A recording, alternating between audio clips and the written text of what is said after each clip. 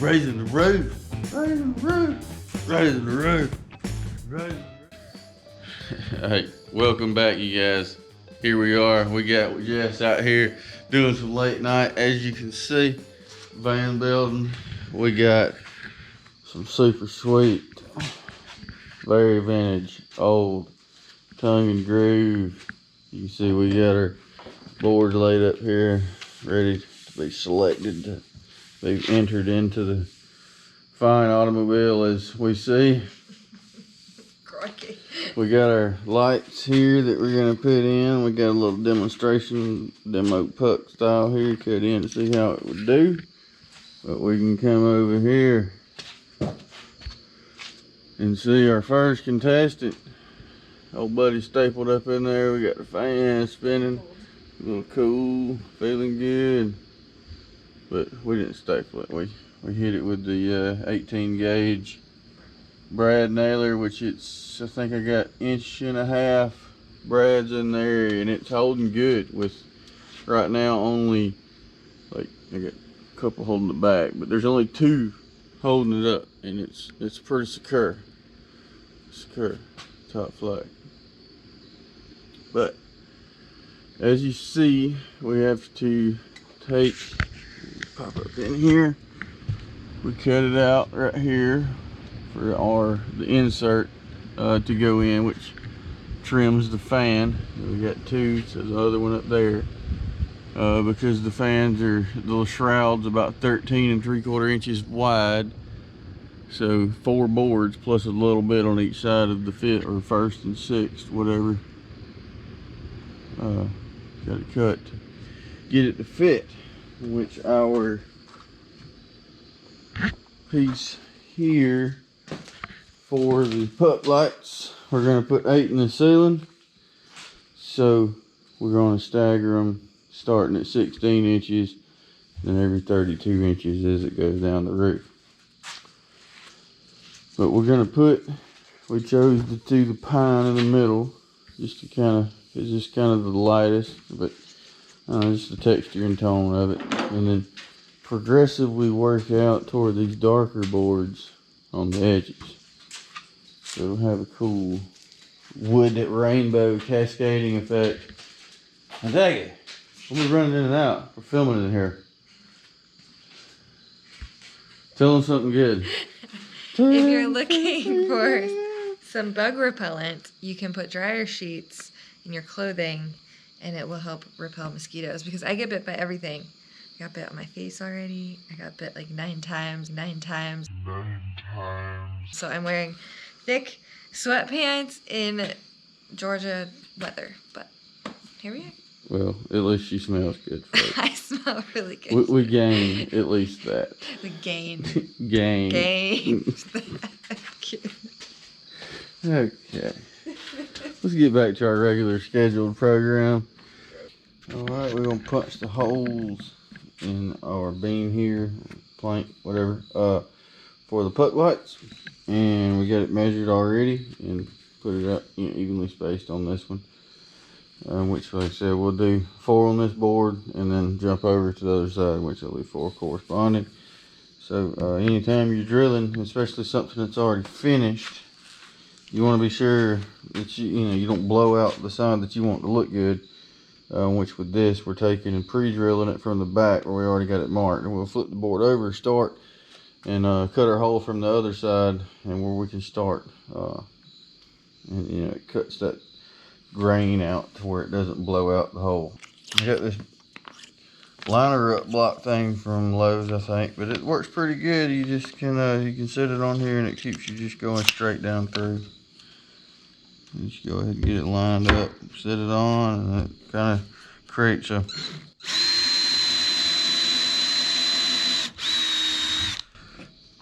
makeshift drill press. Alright, we'll kind of demonstrate these puck lights. That's, it's pretty standard among the van building community, which these come off of Amazon. You can see they got little spring clips in it. You just simply squeeze them until it comes up into the hole and it pops into place.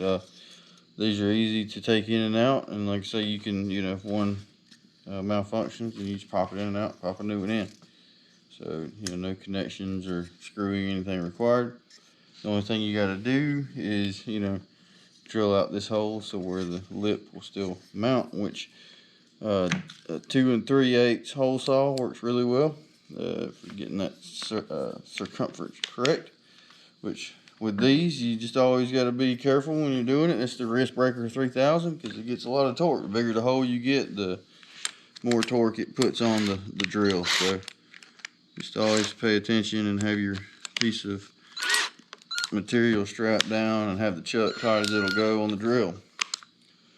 So we'll move down here to this one, first one, and like I said, we're starting on our surface, on our side that we're working on, so we can get that initial cut, and as we're pressing down onto the board, it doesn't blow through this side and chip out our face. You always want to be sure you get a good hold onto the drill. Like I said, when you're doing this, I like to set the battery against my side here so I got a good firm grip on it and let it go. And when it gets down to the board, you definitely just want to let it ease into it. If it grips and grabs, it's definitely going to torque. Having the drill on the slow speed also is a crucial factor.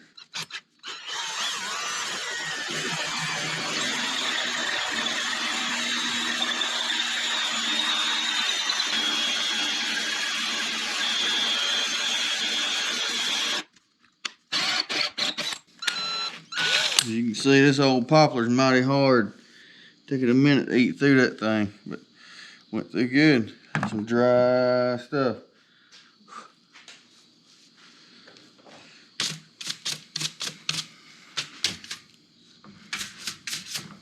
It did good. You can see we didn't even chip out the back. You might have seen I sped it up right before I went through the board, and that kind of gets it going, shoots it on through. But looks good. We'll stick our puck light in and see how it looks.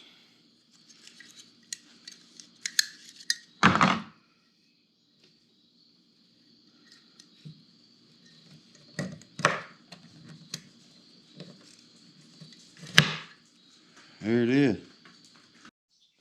Looking dope. We got our 4 holes cut in this plank to be able to receive our puck lights. And now, because we're bolting it or nailing it up, whatever, screwing it, where it's going to rest.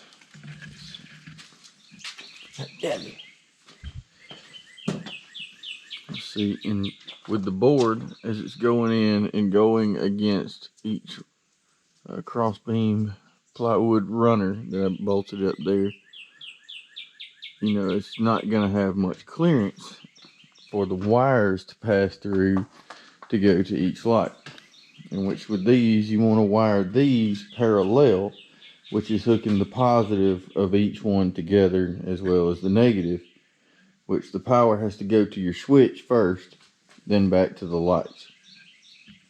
So when you put these up, what I'm going to do is I got it marked about 6 inches at each location where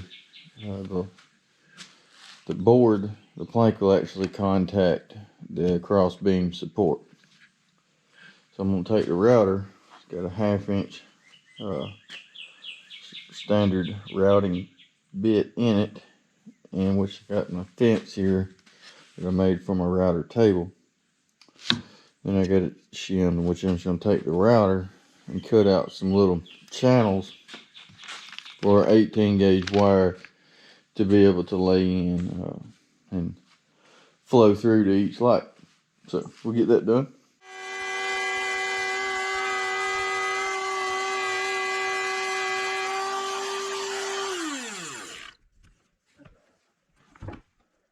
These are the lights we got, which they are pretty much the standard Van build light of choice.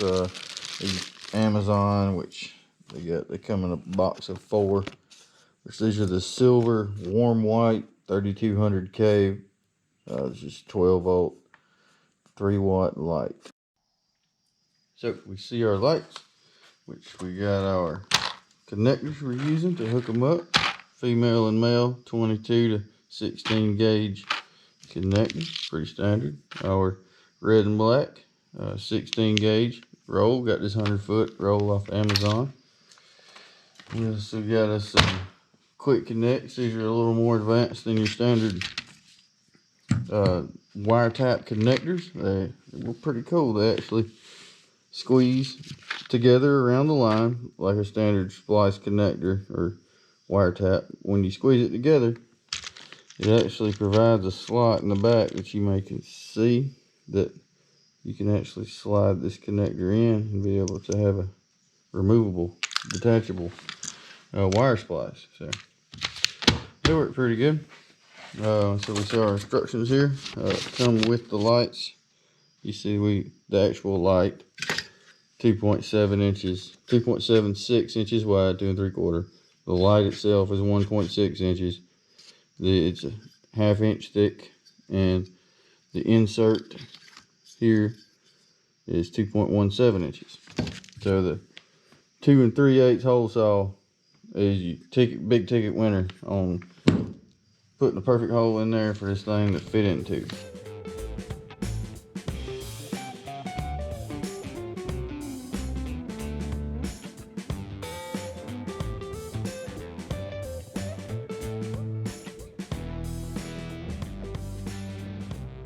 Okay, we got our put lights installed into the planks as we see.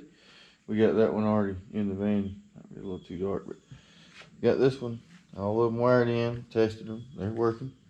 And for the sake of my sanity as well as others that I'm sure are as confused as I was with the electrical, whenever you dive into that, anything can get confusing. But when you look at diagrams and everything else about how wiring works, it still can be confusing. And until you really hook it up yourself and you really understand what you're doing. With our lights, we got a 12 volt, which you have to get a 12 volt, switch for 12 volt products. AC 110 doesn't work. 12 volt stuff's a little more intensive and it's a little more beefy. So as far as the components and all, but we got it wired up. Let's see, we'll flip our switch and you see it cut on and the dimmer. So get them where they're working, and it's pretty easy, straightforward. I mean, you got your red and black that correspond to each light, and then when you come in, you have your red and black that come from the battery. So that's standard as always. The only difference is you have the white wire, which is essentially on the switch here, which this is Amazon. I'll link it in the description. But the white wire is just essentially another positive that's coming out of the dimmer control that feeds the amount of flow of current. So you just hook your positive to the switch, negative to the switch, and then your negative to the ground of the switch, and then the positive from your lights goes to the white wire, not to over here. If you just hook it into this, it'd still work, but the dimmer function would not work. It would just be a switch then. So a little quick explanation on that, and we'll get this puppy installed and see what kind of lighting we got in the van. Yeah. Get out of here. We're dropping stuff now. All right, we got our put lights installed into said plank. Looks pretty good. We tested them; they do work. And we're getting her put up here with old Bradley. We did have to make a correction, and we pulled this one back off, and it was on pretty good. So I'm pretty confident in the old rag gun here. But like I said, we got it started. We're gonna get this one up, and then we're gonna come back this way to make sure we cover up the fans and get that cut out correctly, as well as to put our other 4 light post in, or plank. So we can have some illumination in here, and then we can finish out the sizes we need. We may not need to fill in where the cabinets are gonna go. I haven't really got that far, but we're learning, we're expanding, we're putting ceiling in. stay tuned. Oh yeah. Do something. Let that go.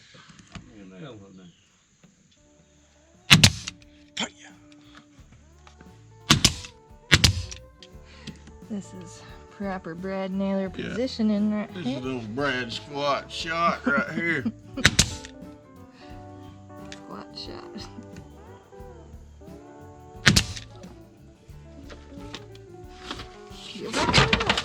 Avalanche.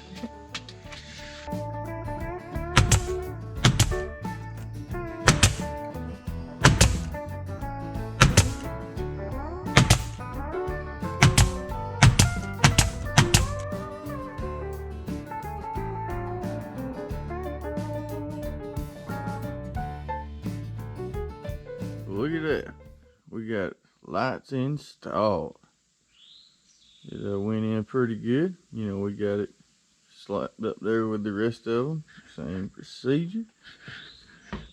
But what we did do as well is went ahead and just hooked up the wires, make sure we worked and looked good.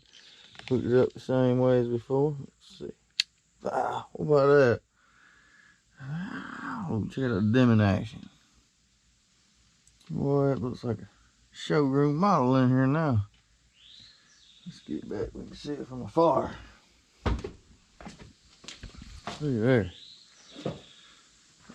Now we can run us some more wires across the, to the passenger side for feeding other lights and whatnot we're planning to put in the cabinets, which we'll have some on this side as well, but we won't have to run over the ceiling for that. And so we basically just get those up.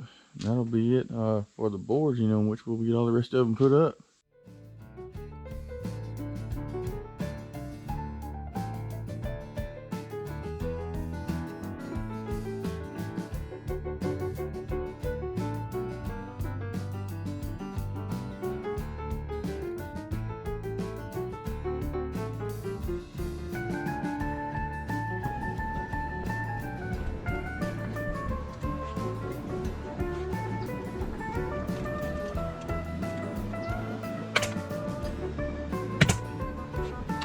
Well, we got us a ceiling. Pretty much all the way to the edge. We got a little gap down each side. I think we're gonna mitigate that with some cabinetry, a little trim. We'll come back with a little later as we need, but we got it down both edges. We got 18 boards all the way across. Pop down the gaskets a little better. Encompass the view. Look at that tone. Got it to transition from light to dark. Definitely happy with the results. From the back.